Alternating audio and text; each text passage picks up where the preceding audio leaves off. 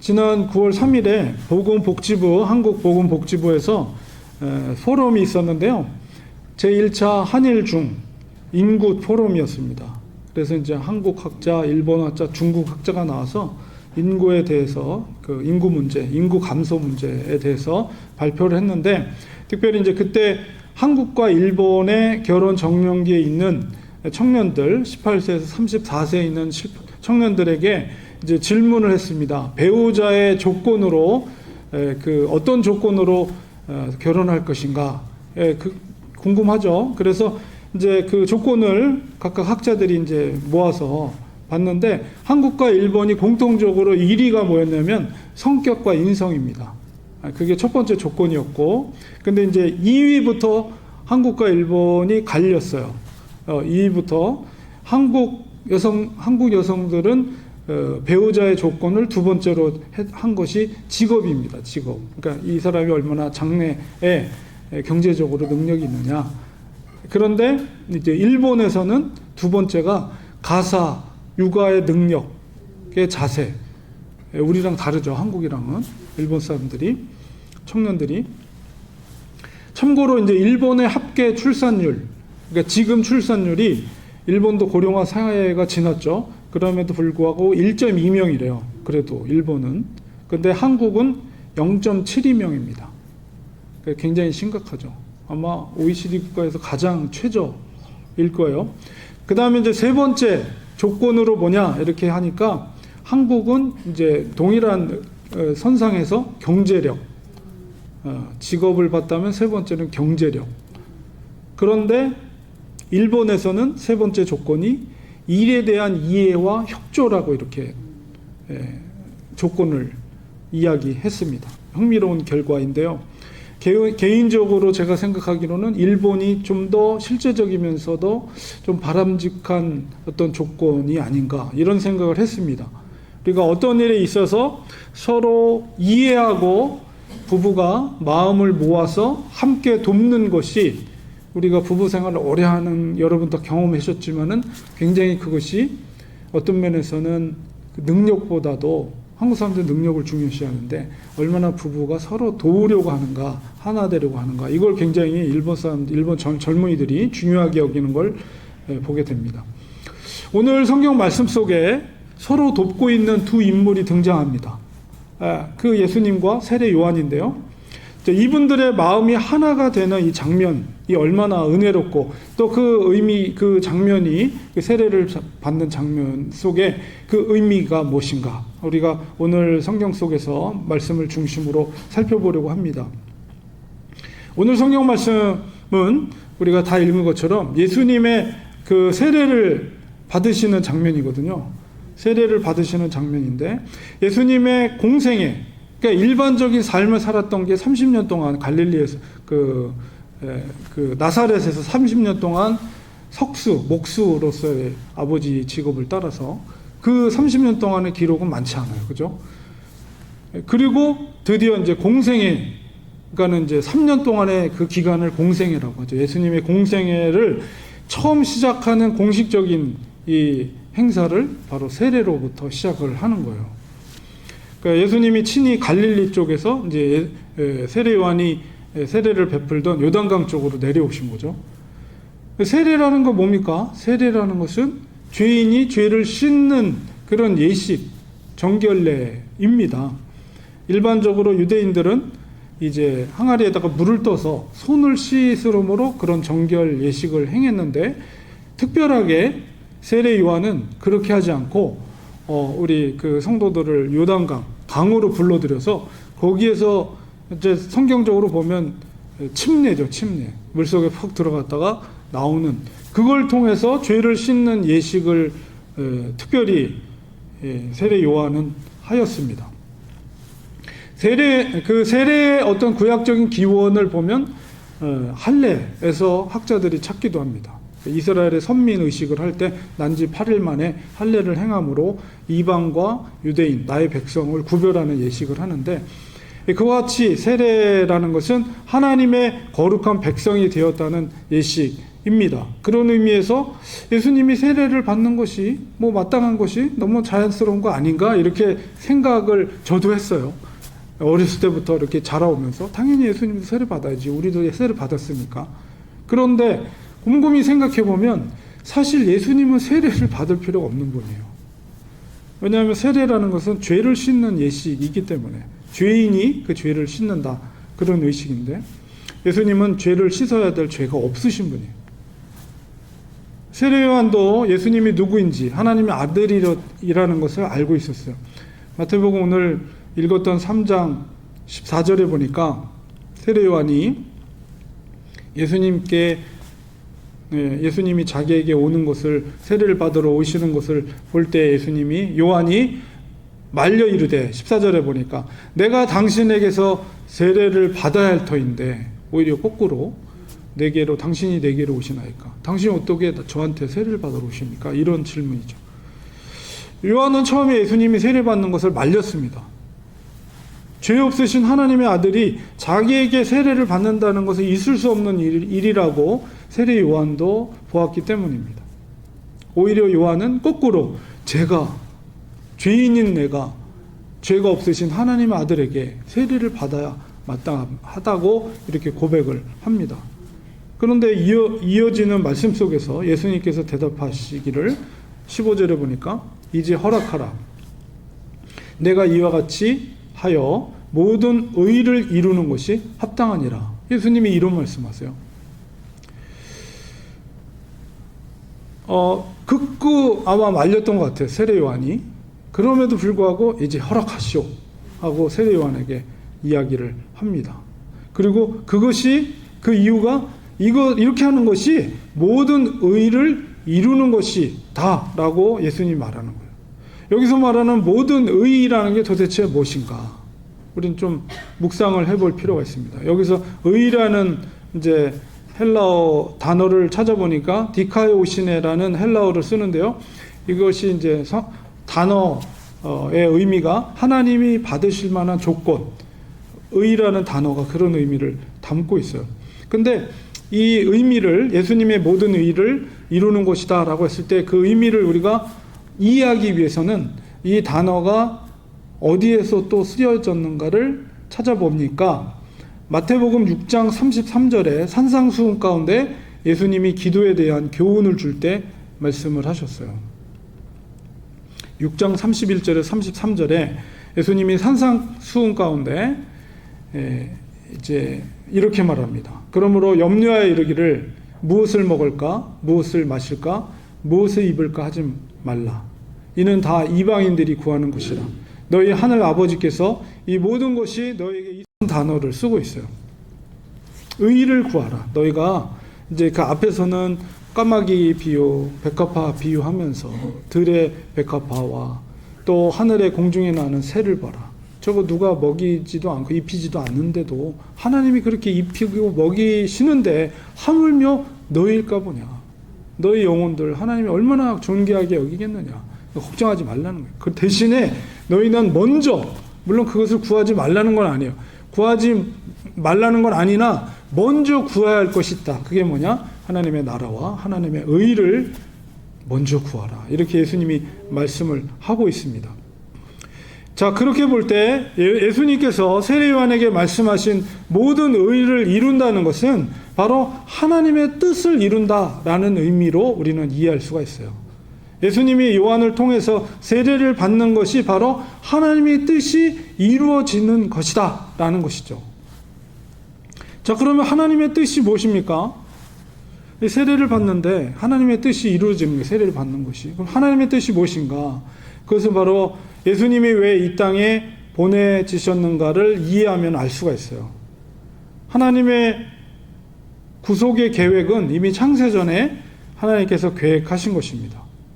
인류의 시조인 아담과 하와가 불순종으로 인해서 이 땅에 죄가 들어왔고 그 죄는 그들에게 끝난 것이, 그 대에 끝난 것이 아니라 처음 인류의 시초니까 그 부부로부터 탄생한 모든 인간에게 그 죄가 전가가 되었어요. 그 원죄가. 그렇기 때문에 모든 인류가 죄를 범하게 된 것입니다. 그래서 하나님께서는 그 죄의 문제를 구속하기 위해서 이제 구속의 계획을 하나님께서 세우신 것이죠. 그러니까 예수님이 이 땅에 오신 것은 그 인류가 갖고 있는 원죄의 문제를 대속하기 위해서, 그 문제를 해결하시기 위해서 이 땅에 오신 것이고, 그것이 곧 하나님의 뜻입니다. 예수님은 아버지의 그 뜻을, 하나님의 뜻을 명확히 알고 있었고, 세례 요한도 또한 그 하나님의 뜻을 알고 있었습니다. 요한도 차마 예수님께서 세례를 베풀 수 없다는 것을 자기가 인지했지만, 그런 존재라는 걸 인지했지만, 그거보다도 더 중요한 것이 하나님의 뜻이었어요.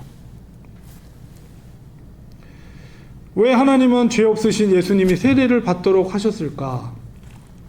그것은 우리가 십자가를 생각하면 쉽게 이해할 수 있어요. 사실 세례보다도 더 이해하기 힘든 사건이 십자가의 사건입니다. 우리 십자가 형틀이라는 것은 죄인 중에서도 그 당시에 로마의 법령에 따라서 그 사람을 사형하는 집행의 형틀이 있을 거 아니에요. 그 형틀 중에서 가장 잔인무도한 형틀이 십자가입니다. 그러니까 그 십자가 형틀에는 정말 극악무도한 죄인이 달리는 그런 형틀이었어요. 근데 예수님은 죄가 없으신 분이잖아요. 근데 그 십자가에 달리셨단 말이에요. 정말 그게 사실은 우리가 이해하기 어려운 사건입니다. 근데 예수님은 스스로 십자가에 달리셨어요. 왜 그랬습니까? 그것이 하나님의 뜻이었기 때문에.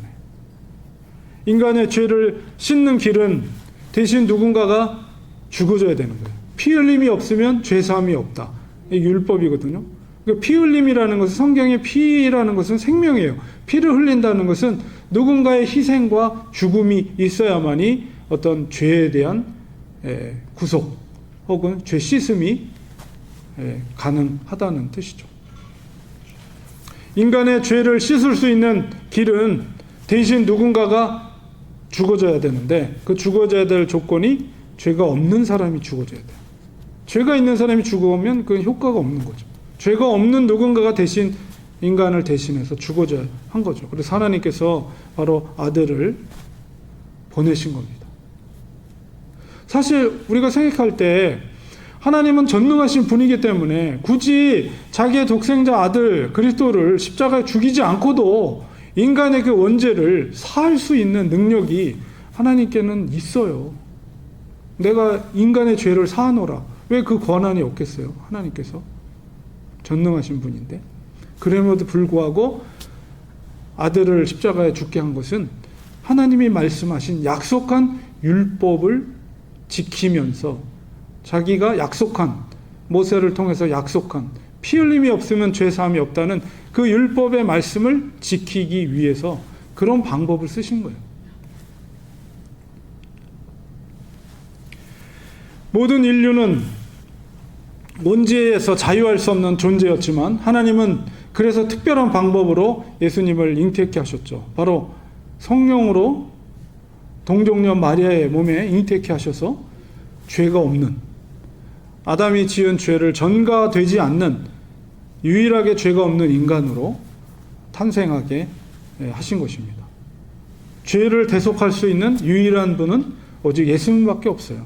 그렇기 때문에 우리가 구원의 유일한 길은 오직 예수님밖에 없다는 의미가 바로 그런 의미가 담겨져 있는 것입니다.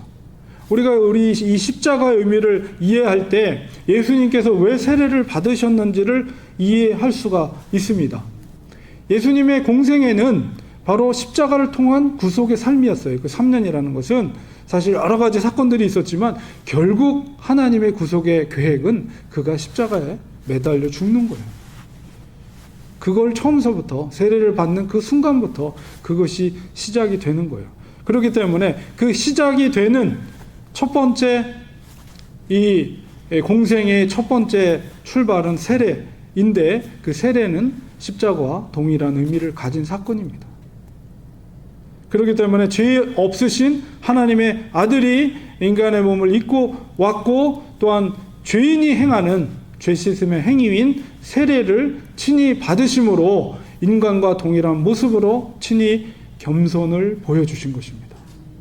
그것이 바로 하나님의 뜻이었어요. 예수님도 그 뜻을 알았고 그래서 세례를 받은 것입니다.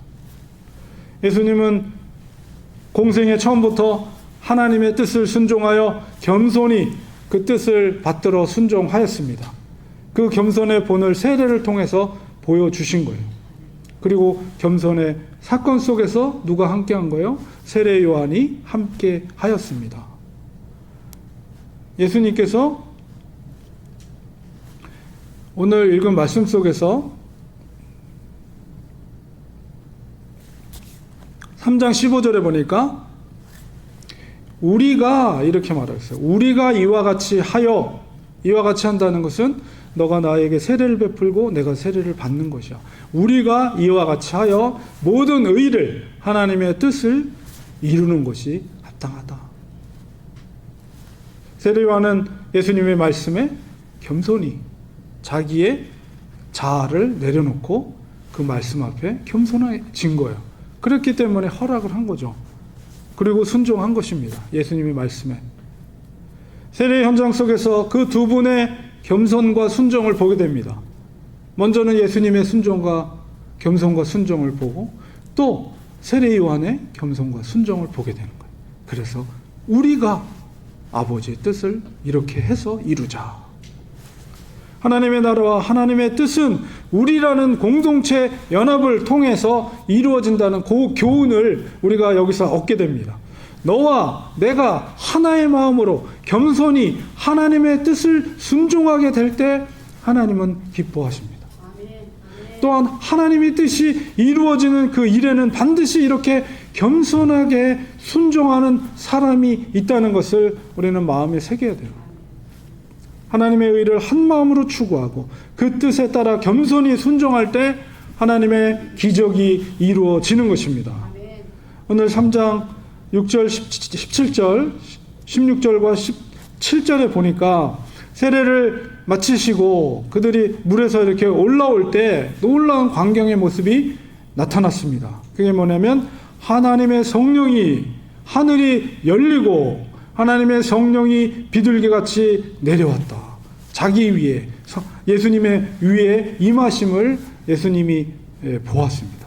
그리고 하늘로부터 소리가 들려요. 이게 누구의 소리입니까? 하나님의 소리예요. 하나님 아버지의 소리. 이는 내 사랑하는 아들이요. 하나님의 음성이 들리는 거예요. 내 기뻐하는 자라. 우리 이 마태, 마가, 누가, 요한복음 4복음서를 보면 우리가 성부, 성자, 성령이 한 장소에 이렇게 한꺼번에 이렇게 나타나는 경우가 극히 드뭅니다. 근데 이 세례의 현장 속에 그것이 이루어졌어요. 성부 하나님의 음성이 들리고 성자 예수님이 세례를 받으신 후에 물에서 올라오시고 성령 하나님이 비둘기와 같이 예수님의 머리 위에 내려오는 한 장소에서, 스팟에서 한 장소에서 트리니티, 성부, 성자, 성령의 하나님이 한 곳에 임재하는 놀라운 기적의 현장이 나타난 거예요. 얼마나 놀라운 역사입니까? 성령의 충만함을 예수님이 받으셨어요. 세례를 통해서 하나님의 의가 성취가 된 것입니다. 하나님은 이 세례의 순종을 보시고 또 뭐를 보신 거예요? 아들의 십자가의 순종을 동시에 보신 거예요. 그러니까 하나님의 시각은 우리는 통시적일 수가 없어요. 우리 오늘 날짜 9월 8일 이 시간만 우리가 보지만 하나님의 시선은 과거, 현재, 미래를 통시적으로 보세요. 그러니까 세례를 받는 그 현장 속에 하나님께서 이는 내 사랑하는 아들이요 내 기뻐하는 자라, 이 하나님의 고백 속에는 십자가에 달리는 아들의 모습도 보고 있는 거예요. 그 아들, 그 십자가에서 고난당하는 아들을 향한 사랑의 마음이, 아버지의 마음이 여기 담겨져 있는 거예요. 세례의 순종을 통해 십자가의 순종을 보고 계신 것입니다. 성자 예수님은 성령이 충만했어요. 아버지의 의가 나타난 것을 기뻐했습니다. 하나님은 순종하는 자를 기뻐하십니다. 순종하는 자에게 하늘의 기쁨을 부어주십니다. 또한 성령 하나님이 비둘기와 같이 가시적으로 임재했어요. 그림 속에서 성령의 하나님이 비둘기같이 예수님께 임재했고 삼일체 하나님이 한 곳에 정말 거룩함으로 임재하는 사건의 현장. 우리가 여러분 요단강가에 우리가 서 있다고 상상해 보세요. 그 현장 속에. 그 예수님의 그 세례의 장면 속에 너무나도 거룩한 광경이 우리 눈에 펼쳐진 것을 우리가 보게 될 때 얼마나 그 광경이 은혜롭습니까? 하나님의 거룩함, 성부, 성자, 성령의 하나님이 거룩함으로 그 한 자리에 임재하는 그 장면을 보고 있다고 우리가 상상만 해도 얼마나 그게 은혜가 됩니까? 이때로부터 예수님은 드디어 성령의 사역이 시작이 되었습니다. 그 전에는 이 나사렛에서 예수님이 그동안 30년 동안 긴 그 시간 동안에 사실 시간적으로 보면은 공생에는 10분의 1밖에 안 돼요. 나사렛에서 예수님이 살았던 그 인생에 비해서 10분의 1밖에 안 되는 시간이에요. 그런데 바로 이 사건을 비로소 예수님은 파워풀한 성령의 사역이 시작이 되는 거예요. 그 전에 성령의 어떤 능력이 30년 동안에 나타나지 않았어요. 그러나 바로 이 세례를 통해서 성령이 비둘기같이 임재하는 그 사건을 시작으로 해서 예수님의 그 사역에는 엄청난 성령의 능력이 임하기 시작했습니다. 성령의 충만한 임재는 물론 제자들에게도 임했죠. 오순절 사도행전에 보면 마가의 다락방에서 제자들에게도 그 성령의 임재 가운데 불의 혀가 같은 것이 그들에게 각각의 머리 위에 눈에 보일 정도로 성령의 강력한 임재가. 그러니까 제자들도 사실은 성령을 받기 전에는 막 헤맸잖아요. 예수님을 3년 동안 쫓아다녔지만 헤맸어. 그러나 그들이 성령을 받았을 때 완전히 능력의 종들로 변했던 것처럼 예수님이 이렇게 성령을 받을 때 그의 사역이 바뀌었어요.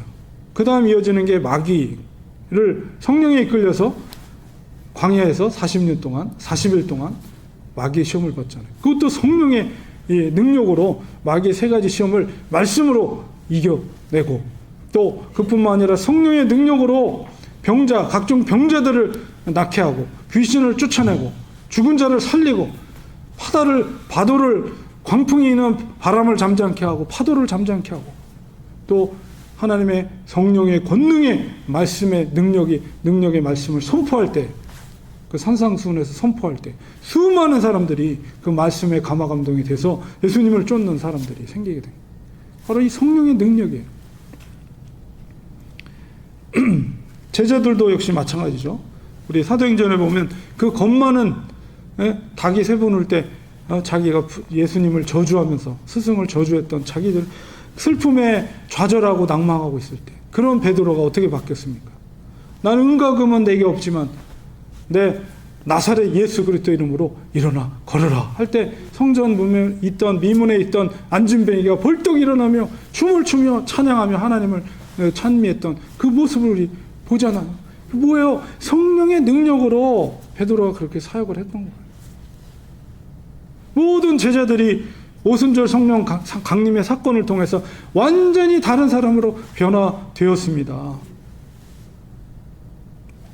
겸손히 하나님의 의를 순종할 때 하나님은 기뻐하시고 그들에게 성령을 기름 붓듯이 부어주십니다. 우리 전도할 때도 성령의 권능으로 전도를 하는 거예요.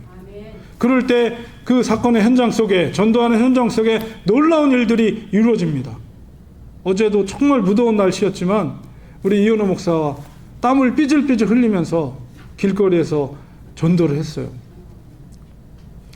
정말 너무 더우니까 그 수암밑에서도 텐트도 많이 없었고 오는 사람들도 없더라고요. 많지 않더라고요. 그리고 이현호 목사가 저보다는 좀 몸이 이렇게 뚱뚱하거든요. 얼마나 그냥 비 오듯이 땀을 그냥 계속 흘리는데 제가 안쓰러워가지고 야 조금만 더 하고 가자 이렇게 했는데 말씀을 전하고 복음을 전하고 그래도 몇 명 안 되지만은 복음을 전하고 있는데 어떤 백인 분이 쓱 지나가더라고요. 근데 지나가다가 딱 발걸음을 멈추더니 다시 돌아와요. 근데 저한테 기도를 부탁하더라고요. 그 제 사진을 찍었는데 이분이에요, 이분. 저 줄리라는 분인데 이분이 저한테 막 글썽글썽거리면서 내 남편을 위해서 기도해달라고. 아니 그 동양 그 한국에서 온 동양 전도자들한테 백인이 와가지고 그렇게 얘기를 하는 거예요. 내 남편이 지금 캔서에 걸렸다, 암에 걸렸는데 우리 남편을 위해서 기도 좀 해다오.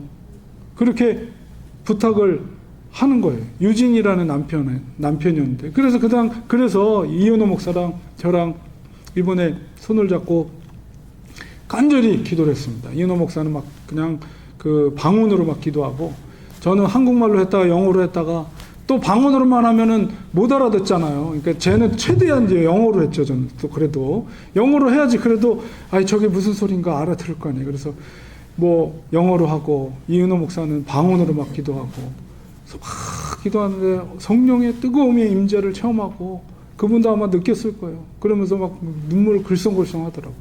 그러면서 계속 기도해라. 우리도 계속 기도할 테니까 너의 남편을 위해서 그 치유될 수 있도록, 병마가 물러갈 수 있도록 예수님의 이름으로 물리치고 기도해라.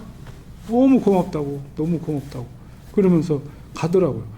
정말 하나님의 그 권능으로, 성령의 주시는 마음으로 순종할 때 하나님은 만나야 될 자를 만나게 하시고, 그들에게 기도해야 할 사람, 필요가 있는 사람한테 기도하게 하시고, 정말 슬픔과 좌절에 있는 사람에게 소망을 주는 역할을 하나님이 하시더라고요. 하나님은 정말 이 길거리에서 정말 뭐 여러 많은 사람들을 만나게 합니다. 매주마다. 믿음으로 순종하는 전도자들 통해서 이렇게 연약자들을 위해서 기도하게 하시고 소망이 되게 하십니다. 하나님께서는 우리라는 공동체인 우리 렌초 한인교회를 세우셨어요. 벌써 11월이면 우리 교회가 7년이 되더라고요. 7년. 어마어마합니다. 어떻게 이렇게 시간이 빠른지 모르겠어요. 하나님과 세례 요한이 우리라는 하나됨을 통해서 하나님의 뜻을 이루었습니다. 우리도 한 마음으로 하나님의 의를 이루기를 원합니다. 그들을 본받아서 겸손하게 주님의 뜻을 순종하길 원합니다. 우리 혼자 하면 힘들지만 함께 할 때 거기에 능력이 있는 거예요. 하나님께서 성령의 능력을 함께하는 무리 속에서 부어주십니다. 공동체 가운데 성령의 임재가 함께 체험되질 때 하나님의 제자로서의 하나됨을 깨닫게 됩니다. 더욱 힘있게 선교적인 사명을 감당할 수가 있어요. 하나님께서 렌초 한인교회를 축복해 주셔서 더욱 하나 되는 믿음의 공동체가 되게 할 줄 믿습니다. 우리를 통해서 하나님의 일하심을 우리가 기대하면서 한 마음으로 이 믿음의 여정을 우리가 함께 걸어가기를 간절히 축원드립니다. 기도하겠습니다. 하나님 감사합니다. 오늘 말씀 속에서 예수님과 세례 요한이 우리가 이렇게 하여 아버지의 의를 이루는 것이 합당하노라 주님이 말씀하여 주셨습니다.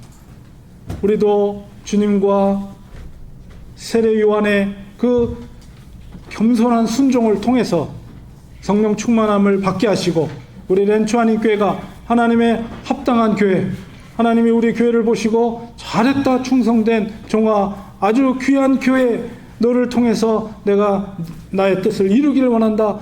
우리를 향해 그런 하나님의 음성이 들릴 수 있도록 우리가 한 마음으로 믿음의 길을 가게 하실 때 우리가 겸손함으로 하나님의 말씀을, 하나님의 뜻을 순종하는 저희들 되게 하여 주셔서 성령 충만함을 받게 하시고 성령의 능력으로 세상 가운데 복음을 전하고 하나님의 뜻을, 하나님의 의를 이룰 수 있는 하나님의 사람들, 우리 그런 교회가 될 수 있도록 축복하여 주시옵소서. 예수님의 이름으로 기도합니다. 아멘.